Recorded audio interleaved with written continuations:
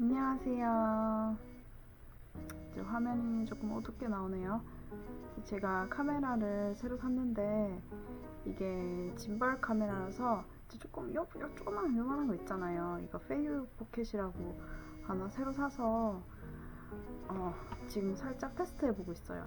오늘은 제가 유튜브를 하면서 그리고 블로그를 하면서 1년 동안 좀 많이 받았던 질문들이 있는데, 저는 원래 제 블로그는 치위생사 선생님들을 포커스를 해서 그 글을 많이 작성을 했었는데, 이제 의료직 종사자분들이 아닌 일반 분들은 두 가지 케이스로 저한테 연락이 오시는 분들이 있어요.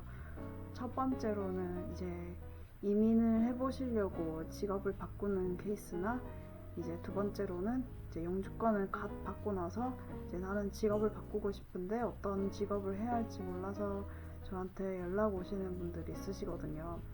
그래서 제가 이분들을 위해서 좀 마음을 확고하게 빨리 이걸 해야 할지 말아야 할지 이제 모르시잖아요. 그래서 조금 더 마음을 빨리 굳혀드리기 위해서 제가 이 영상을 촬영하게 되었습니다. 캐나다 치과에서 한 번도 일을 해보신 적이 없으시잖아요. 그래서 제가 이거를 어떻게 설명을 해야 될지 되게 고민이 많았는데, 일단은 치과 업무는 덴탈 어시스턴트랑 덴탈 하이지니스트 업무 둘 다 체력 소모가 엄청 많은 직업이에요.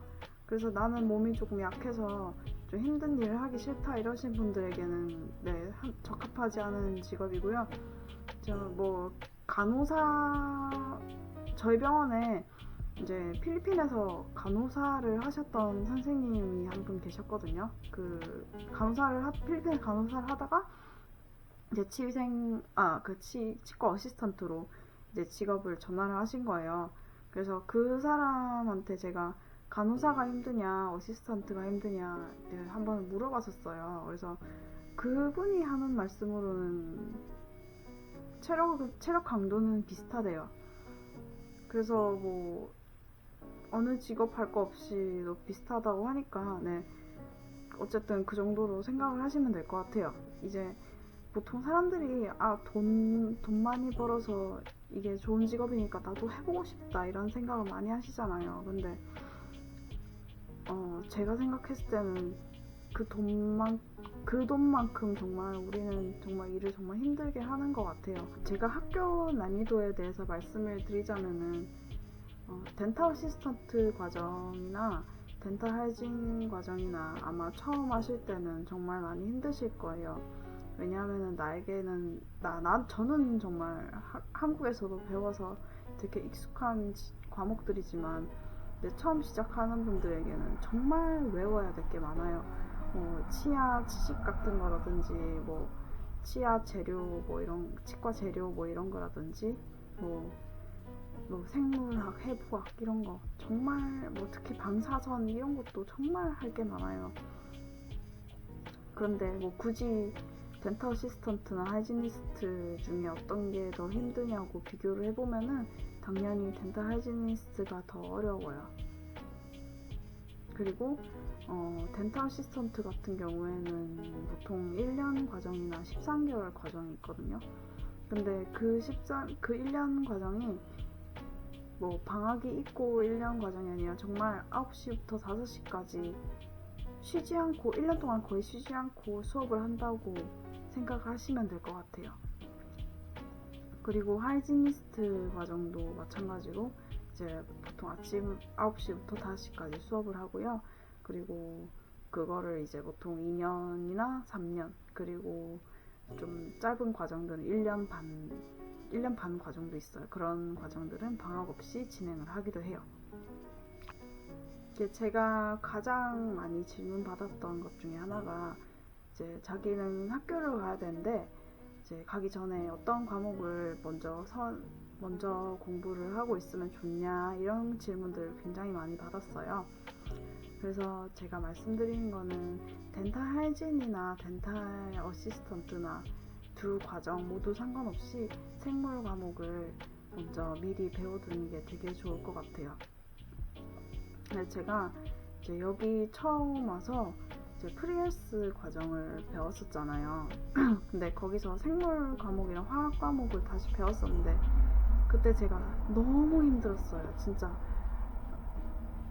고등학교 생물을 이제 다시 배운다는 생각으로 이제 거기서는 그거를 영어로 하잖아요.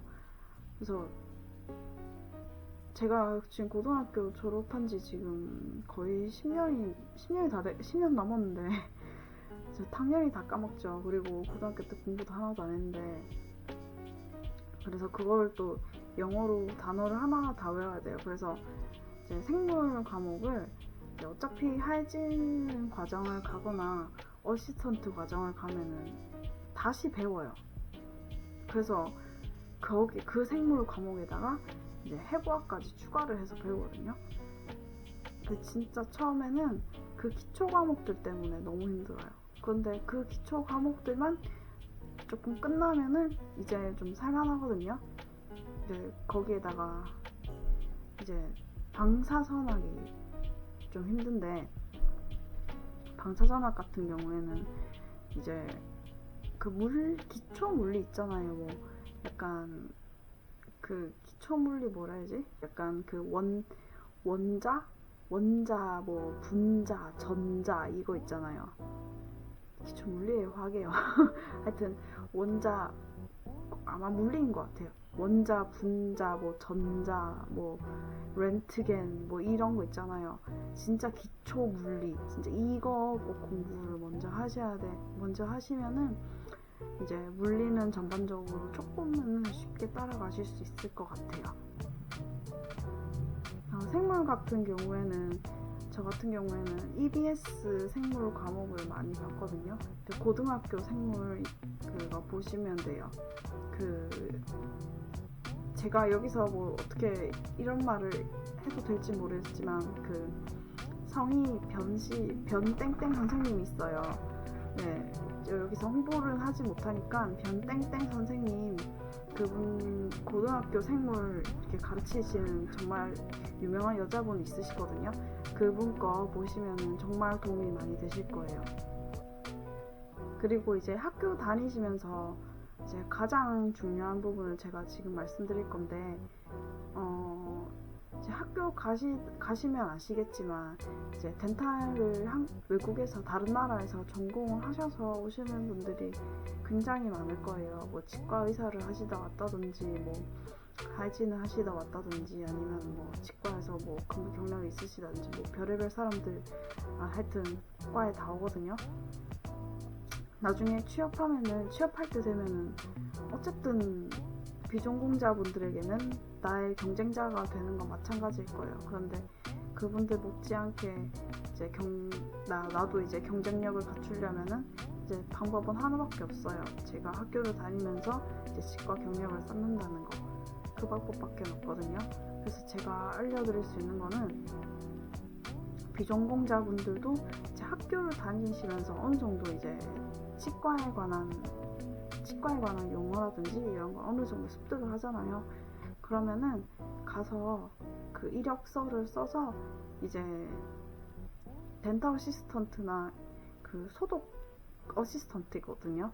그거를 이제 가서 인디드에서 이력서를 몇 번 내보세요. 그래서 그 치과 경험을 얻고 싶어서 치과 경험을 얻으려면은 이제 그 방법밖에 없거든요.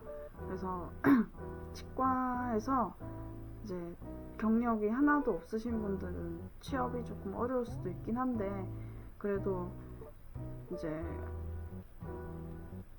트라이를 해봐야죠. 자격증 없는 사람들을 좀 쓰기는 쓰거든요. 그래서 그렇게라도 해서 그 경력을 쌓으시는 게 좋아요. 제가 어시스턴트 학교를 다닐 때 많은 친구들이 치과 알바를 했었어요. 그래서 그 치과 어시스턴트 알바를 어떻게 구했냐고 물어보니까 그냥 인디드에 가서 이제 이력서를 막 뿌렸다고 하더라고요. 그래서